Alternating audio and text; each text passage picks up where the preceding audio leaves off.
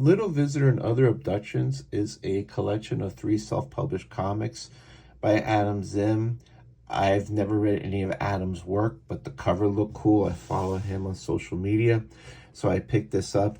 I like this a lot. It's easy to say, oh, think of Twilight Zone and Outer Limits, but it's more than that. It's has those elements, definitely.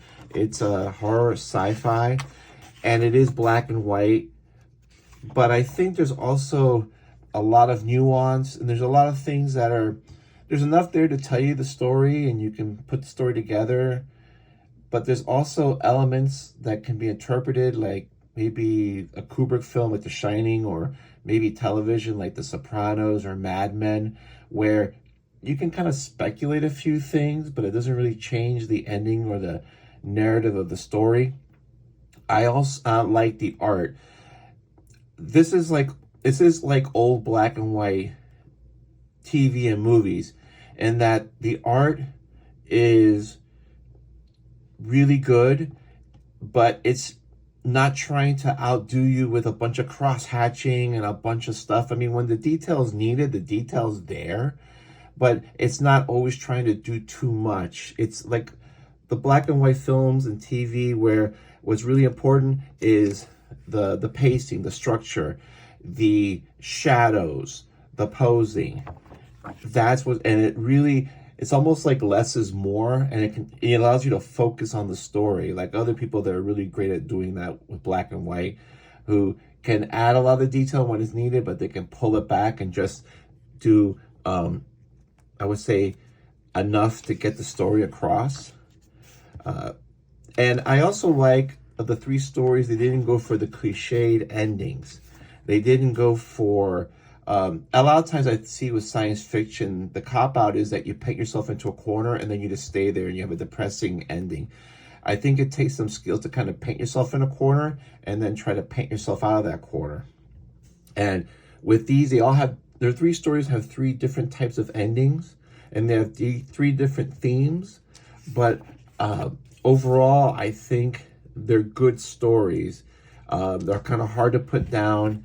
And as I said, a lot of times you read something and then you'll go back to the beginning, or these stories are probably worth rereading at least once to get more out of them. Again, there's a great use of flashbacks. Like I said, each story is not similar to the other stories, and shows a lot of imagination, a lot of thought, a lot of really good writing and pacing. Like here, you see, like you have all this detail when you need it here, and I just love the simple but effective tricks of just having this line that leads you to what you want to see here. Just really good, effective cartooning and storytelling.